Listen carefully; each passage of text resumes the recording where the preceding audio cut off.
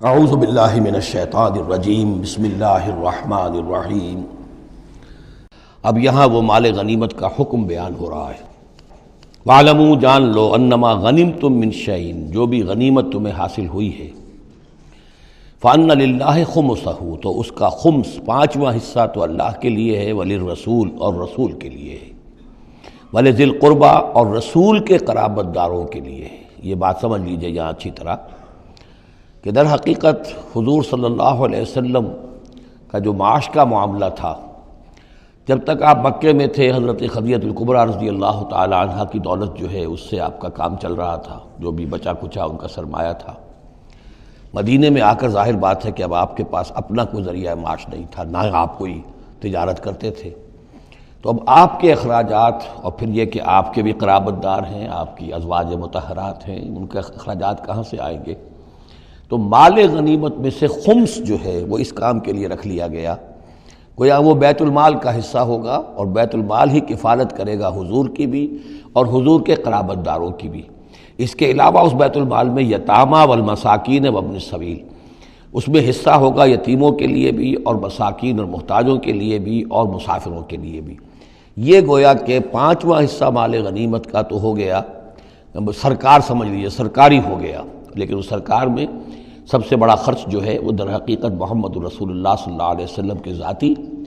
آپ کے اخراجات، آپ کے ازواج مطہرات کا نان نفقہ، آپ کے قرابت داروں کا ذوی القربیٰ، جس میں آپ کو بھی تو ظاہر بات ہے کہ کچھ نہ کچھ صلہ رحمی آپ فرماتے تھے، تو اس کے لیے، اور یہ کہ یتیموں اور مساکین کے لیے وابن السبیل۔ ان کنتم آمنتم باللہ، اگر تم ایمان رکھتے ہو اللہ پر، وما انزلنا علی عبدنا، اور اس شے پر جو ہم نے نازل کی اپنے بندے پر، یوم الفرقان، فیصلے کے دن، یعنی جو شے نازل کی وہ ہے غیبی امداد، نصرت غیبی، جو فرشتے آئے۔ ظاہر بات ہے کہ وہ ایک انسین جو ہے غیب کا معاملہ ہے، فرشتوں کو دیکھا تو کسی نے نہیں، تو جیسے وحی آتی تھی حضرت جبرائیل لے کر آتے تھے تو اس پر ایمان رکھتے ہو کہ یہ قرآن جو ہے اللہ کی طرف سے ہے، ایسے ہی تمہیں یقین ہونا چاہیے کہ اللہ تعالیٰ نے اپنا وہ وعدہ پورا فرمایا اور اللہ تعالیٰ نے فرشتے بھیجے۔ تو اگر تمہیں وہ یقین ہے تو پھر تم اس حکم کو پورے طور پر یوں سمجھیے کہ دلی طور پر اس کو قبول کرو، خوش دلی کے ساتھ پوری طریقے سے، کہ خمس جو ہے وہ تو اللہ اور اس کے رسول کا، بیت المال کا۔ بقیہ کے بارے میں حضور نے فرما دیا کہ 4/5 جو ہے یہ اب تقسیم ہو جائے گا مجاہدین کے درمیان۔ اس میں اس سے کوئی بحث نہیں ہے کہ کس نے کتنا جمع کیا، سارا مال ایک جگہ جمع ہوگا اور پھر اس کے حصے لگیں گے، چاہے کوئی پہرے پر تھا، جنگ کی نوبت ہی نہیں آئی، چاہے یہ کہ کوئی باقاعدہ جنگ میں کسی نے حصہ لیا، چاہے کسی نے مال غنیمت جمع کیا، چاہے نہیں کیا، جو بھی جنگ میں ہے ان کو برابر کا حصہ ملے گا۔ اس میں یہ ہے کہ جو سواریوں والے تھے انہیں دوہرا، اور جو پیدل تھے انہیں اکیرا، اس لیے کہ سواریاں اگر کسی کا اونٹ ہے، کسی کا گھوڑا ہے، 2 گھوڑے بھی تھے، تو ظاہر بات ہے کہ اس کے چارے وغیرہ کا بندوبست وہ خود اپنے پاس سے کرتا تھا، کوئی سپلائی لائنز تو آج کل کی جس طرح فوجوں کی ہوتی ہیں وہاں موجود نہیں تھی، لہذا جو مجاہد تھا کہ جو سوار تھا گھوڑے پر یا اونٹ پر، جس کا اپنا گھوڑا تھا، اپنا اونٹ تھا، اس کو دوہرا حصہ، اور جو عام پیادہ جو مجاہد تھا اس کو اکیرا۔ وَاعْلَمُوا أَنَّمَا غَنِمْتُم مِّن شَيْءٍ فَأَنَّ لِلَّهِ خُمُسَهُ وَلِلرَّسُولِ وَلِذِي الْقُرْبَى وَالْيَتَامَى وَالْمَسَاكِينِ وَابْنِ السَّبِيلِ إِن كُنتُمْ آمَنتُم بِاللَّهِ وَمَا أَنزَلْنَا عَلَىٰ عَبْدِنَا يَوْمَ الْفُرْقَانِ يَوْمَ الْتَقَى الْجَمْعَانِ، اس فرقان والے دن، فیصلے کے دن، جس دن کی 2 فوجیں بھڑ گئی تھیں۔ وَاللَّهُ عَلَىٰ كُلِّ شَيْءٍ قَدِيرٌ، اور اللہ تعالیٰ ہر چیز پر قادر ہے۔ إِذْ أَنتُم بِالْعُدْوَةِ الدُّنْيَا وَهُمْ بِالْعُدْوَةِ الْقُصْوَىٰ، اصل میں یہ جو وادی ہے جس میں بدر واقع ہوا ہے، یہ ایک گھاٹی سی ہے جو دونوں کناروں کے اوپر تو بہت تنگ ہے لیکن درمیان میں بہت کھل کر میدان بن جاتا ہے۔ اس کا ایک سرا جو ہے وہ شمال کی طرف نکل جاتا ہے اور وہ جا رہا ہے شام کی طرف، ایک سرا جنوب کی طرف ہے اور وہ جاتا ہے مکے کی طرف، ایک مشرق کی طرف آتا ہے کہ جو مدینے کی طرف آ رہا ہے،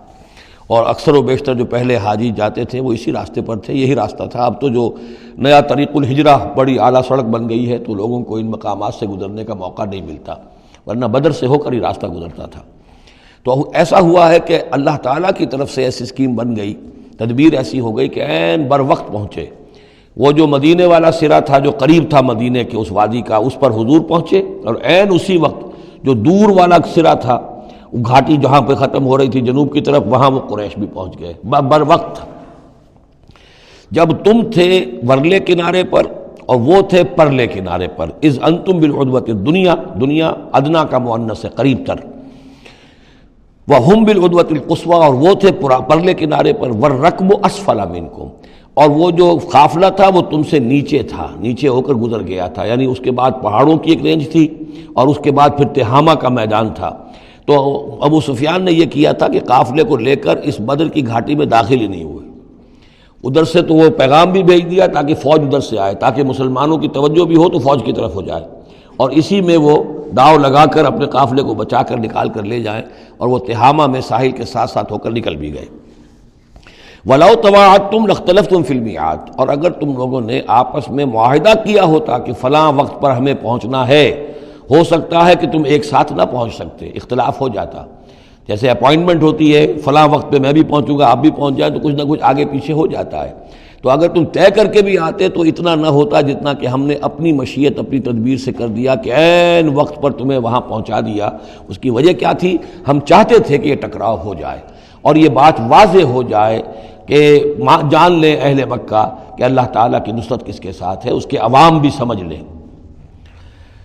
وَلَٰكِن لِيَقْضِيَ اللَّهُ أَمْرًا كَانَ مَفْعُولًا، لیکن یہ سب کچھ لیے ہوا تاکہ اللہ تعالیٰ طے کر دے وہ شے، فیصلہ کر دے کہ جو ہو کر رہنی ہے، كَانَ مَفْعُولًا لِيَهْلِكَ مَنْ هَلَكَ عَنْ بَيِّنَةٍ، تاکہ اب جسے ہلاک ہونا ہے وہ ہلاک ہو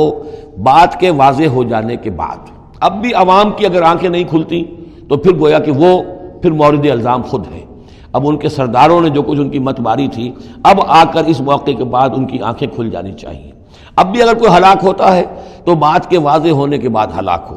لِيَهْلِكَ مَنْ هَلَكَ عَنْ بَيِّنَةٍ وَيَحْيَىٰ مَنْ حَيَّ عَنْ بَيِّنَةٍ، اور جسے جینا ہے، جس کی زندگی ہے روحانی زندگی، اور جو سیدھے راستے پر آنا چاہتا ہے وہ بھی اس بینہ کی بنا پر وہ سیدھے راستے پر آ جائے اور حیات معنوی حاصل کر لے۔ وَإِنَّ اللَّهَ سَمِيعٌ عَلِيمٌ، اور یقیناً اللہ سب کچھ سننے والا اور جاننے والا ہے۔ اِذْ يُرِيكَهُمُ اللَّهُ فِي مَنَامِكَ قَلِيلًا، جبکہ اللہ تعالیٰ آپ کو دکھا رہا تھا اے نبی ان کو آپ کی نیند میں کم۔ حضور نے خواب میں دیکھا کہ کوئی بڑی طاقت نہیں ہے، بڑی تھوڑی سی جمعیت ہے قریش کی جو آئی ہے، حالانکہ 1000 کا لشکر تھا۔ وَلَوْ أَرَاكَهُمْ كَثِيرًا، اور اگر آپ کو دکھایا ہوتا کہ وہ بڑی بڑی تعداد میں آ رہے ہیں، لَفَشِلْتُمْ، اور آپ نے وہ بات بتائی ہوتی صحابہ کرام کو، اپنے ساتھیوں کو، تو اے مسلمانوں پھر تم کمزوری دکھاتے، تم ڈھیلے پڑ جاتے۔ وَلَا تَنَازَعْتُمْ فِي الْأَمْرِ، اور معاملے کے اندر پھر کوئی ایک اور تنازع کھڑا ہو جاتا کہ ہمیں یہاں جنگ کرنی بھی چاہیے کہ نہیں۔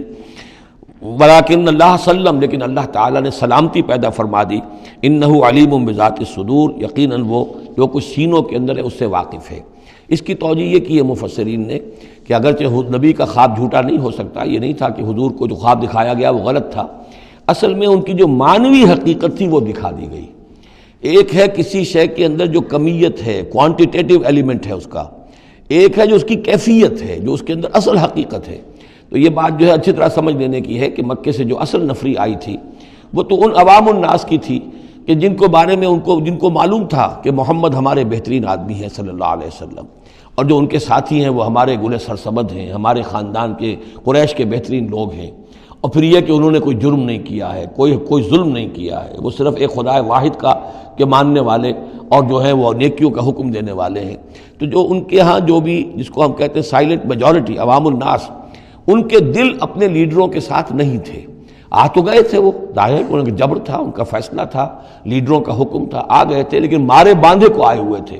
ان کے دلوں کے اندر وہ بات نہیں تھی کہ جو کسی ایسے لشکر میں ہوتی ہے کہ جو سمجھتا ہے اپنے آپ کو برحق، ہم حق کے لیے لڑ رہے ہیں، تو اس کے اندر جو طاقت ہوتی ہے اس لڑنے والے کے اندر، وہ اس شخص میں نہیں ہوتی کہ جو مارے باندھے کو لے آیا گیا ہو اور خود اسے اپنے دل میں یہ یقین نہ ہو کہ میں حق کے لیے لڑ رہا ہوں۔ اس اعتبار سے معنوی طور پر جو ان کی کیفیت تھی اس کے اعتبار سے وہ واقعتاً کم تھے۔ تو حضور کو خواب میں اللہ تعالیٰ نے ان کی اصل حقیقت دکھائی۔ وَإِذْ يُرِيكُمُوهُمْ إِذْ الْتَقَيْتُمْ فِي أَعْيُنِكُمْ قَلِيلًا وَيُقَلِّلُكُمْ فِي أَعْيُنِهِمْ، مزید برآں اللہ نے یہ کیا کہ جب دونوں لشکر ٹکرائے ہیں تو ایسی کیفیت پیدا کر دی کہ مسلمانوں کو بھی وہ تھوڑے لگ رہے تھے کہ کوئی زیادہ لوگ نہیں ہیں، اور انہیں بھی مسلمان تھوڑے نظر آ رہے تھے۔ یعنی یہ کہ ہر صورت اللہ نے ایسی بنا دی تھی کہ جنگ ہو اور ڈٹ کر ہو، تاکہ یہ صورتحال جو ہے یوم الفرقان ہونا اس کا بالکل واضح ہو جائے۔ اگر کسی وجہ سے وہ کرنی کترا جاتا معاملہ اور جنگ نہ ہوتی، مقابلہ نہ ہوتا، تو جس طریقے سے کہ اللہ اس کو فیصلہ کن دن بنا دینا چاہتا تھا یوم الفرقان، فیصلے کا دن وہ صورتحال پیدا نہ ہوتی۔ لِيَقْضِيَ اللَّهُ أَمْرًا كَانَ مَفْعُولًا، تاکہ اللہ پورا کر دے اس معاملے کو کہ جو ہونے والا ہی تھا۔ وَإِلَى اللَّهِ تُرْجَعُ الْأُمُورُ، اور تمام معاملات بالآخر تو اللہ ہی کی طرف لوٹا دیے جائیں گے۔ صدق اللہ العظیم۔